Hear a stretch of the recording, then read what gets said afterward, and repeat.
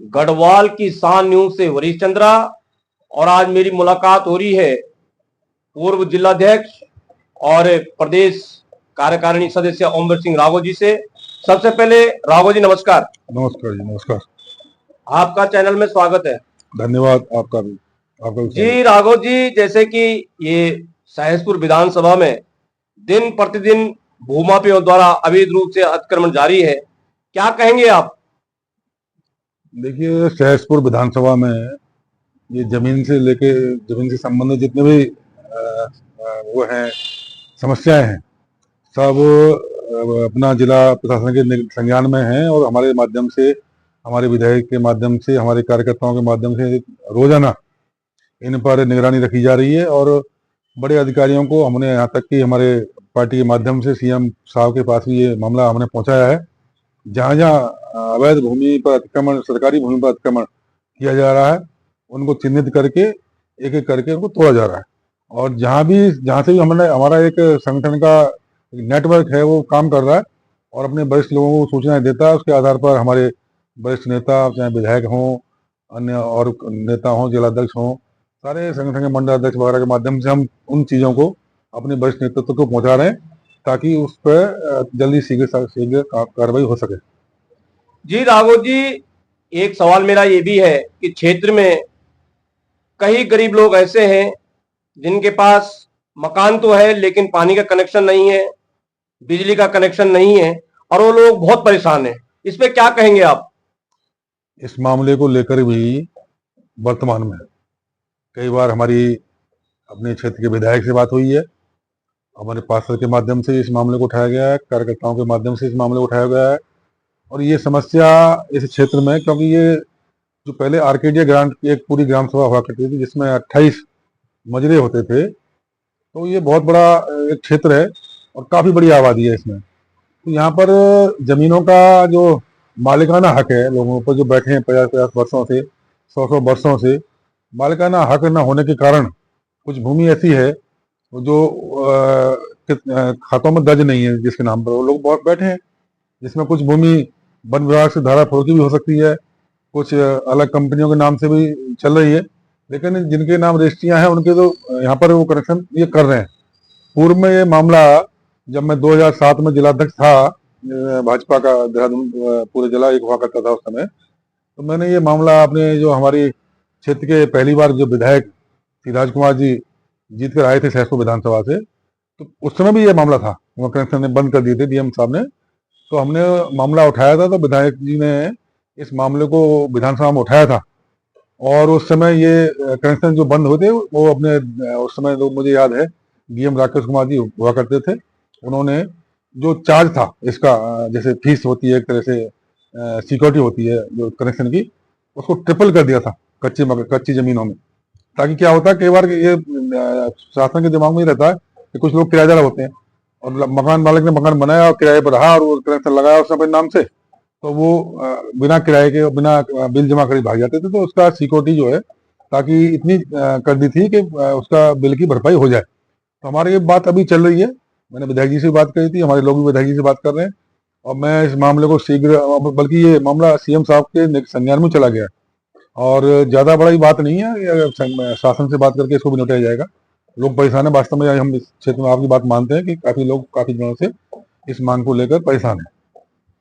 जी राघव जी, एक सवाल मेरा और भी है कि चंद्रबनी चौक से लेके और मोबोवाला चौक तक लगातार एक्सीडेंट केस होते रहते हैं और कई लोग दुर्घटना के शिकार भी हो चुके हैं। जनता का कहना है कि नेताजी कुछ करेंगे, इसमें क्या कहेंगे आप?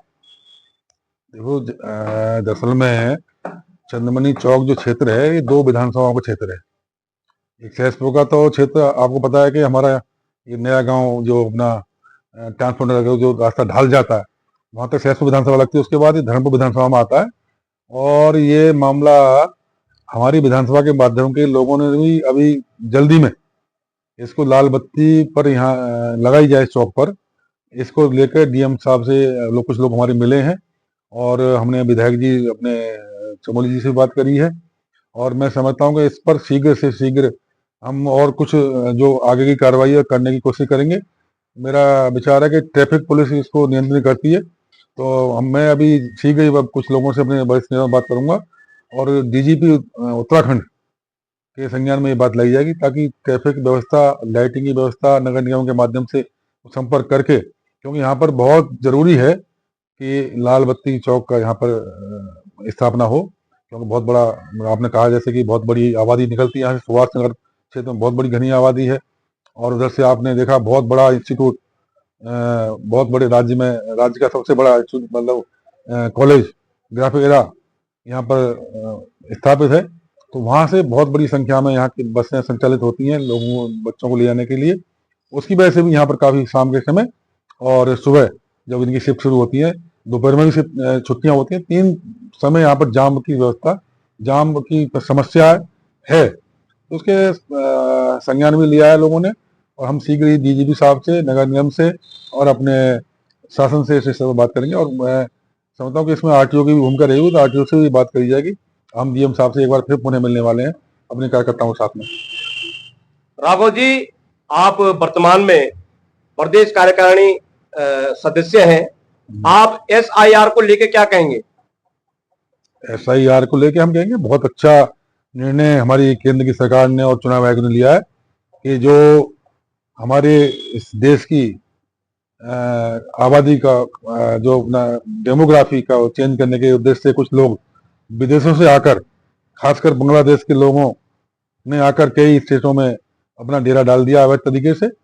और कुछ क्या है कि कई विधानसभाओं में कुछ लोगों के 2-2, 3-3 जगह वोट है। तो ऐसा का मतलब है कि जो आदमी एक जगह रहता है अपनी स्वेच्छा से, जहां वो चाहे कि मैं यहाँ रह रहा हूँ, मेरा यहाँ अभी हमारे 2003 का इसमें कट ऑफ रखा है, 2003 की विधानसभा के जो वोटर लिस्ट है उसके हिसाब से जिसका जहाँ नाम है वो तो स्वतः ही रहेगा, और जो चला गया उसका कटेगा, जो आ रहे हैं उनका जुड़ेंगे।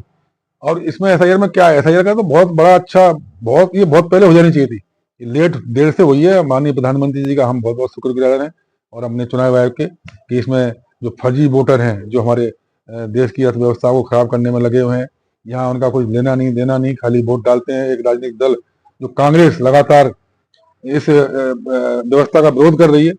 सबसे ज्यादा व्यवस्था तो खराब कांग्रेस ने करी है, क्योंकि 50% तक वो जीतते रहते थे।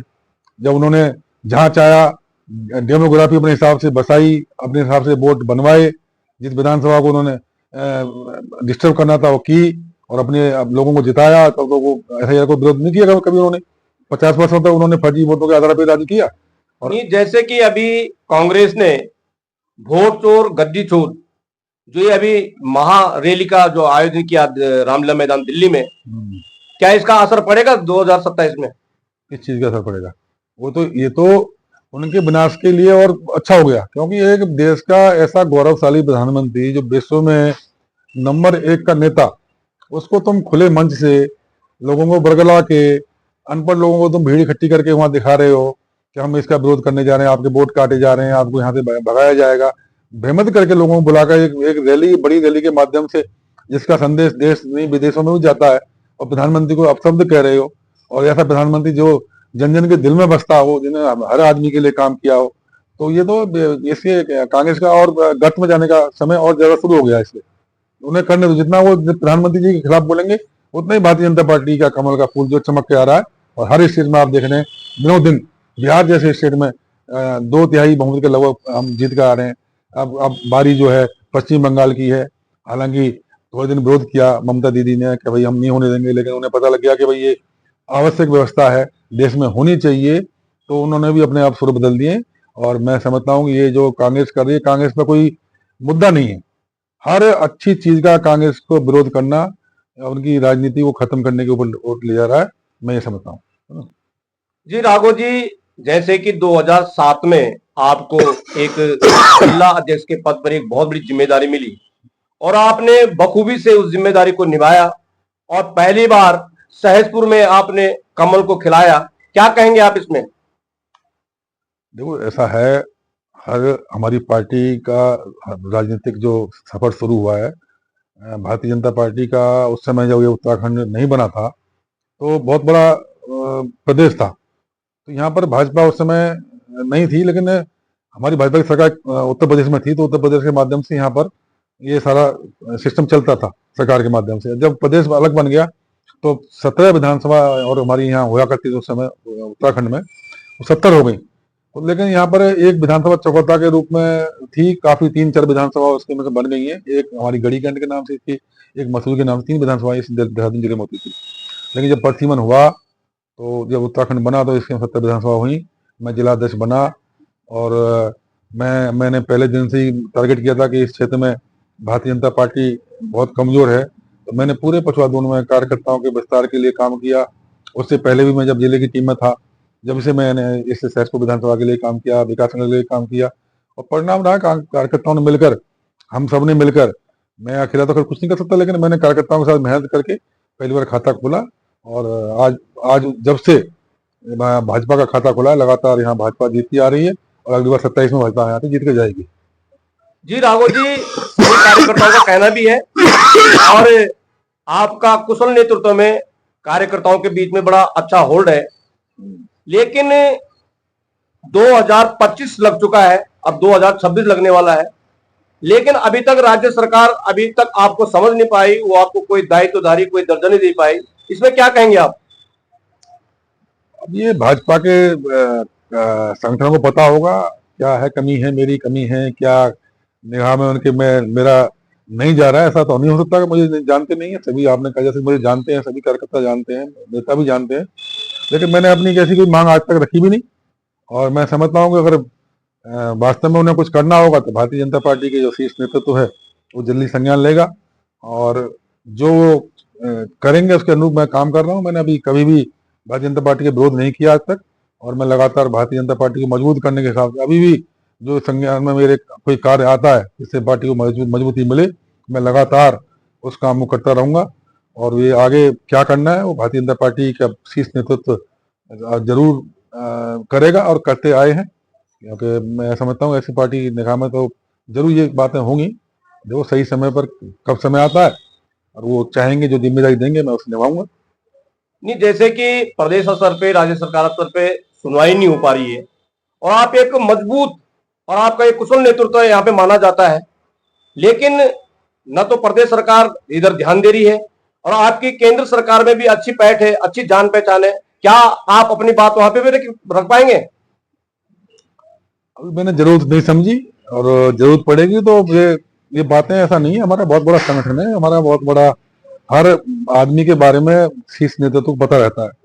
हो सकता है कुछ अभी कोई व्यवस्था न बन पा रही हो और मुझे कहीं जो पार्टी जिम्मेदारी देना चाह रही है वो नहीं मिल रही है। मैं मिलेगी तो मैं जरूर शीर्ष नेतृत्व से भी जब मैं चाहूंगा तो बात मैं यहाँ भी करता रहता हूँ प्रदेश में। मैंने अभी ऐसी अपने लिए कोई खास मांग नहीं रखी। मैं दूसरों के लिए हमेशा लड़ता आया हूँ और मैं दूसरों को आगे बढ़ाने का काम करता रहा हूँ। लेकिन जब आप लोग कार्यकर्ता लोग सबकी निगाह मेरे ऊपर है कि भाई मुझे कुछ मिलना चाहिए, तो पार्टी के संज्ञान में जाएगी तो हो सकता है कुछ न कुछ करेंगे और मेरे लायक जो सेवा होगी मैं पार्टी के लिए निरंतर आगे बढ़ाने के लिए कार्य करता रहूंगा। यही मेरी भावना है और मैं आगे भी यही करूंगा। चलिए राघव जी, आपका चैनल से जुड़ने के लिए बहुत बहुत धन्यवाद।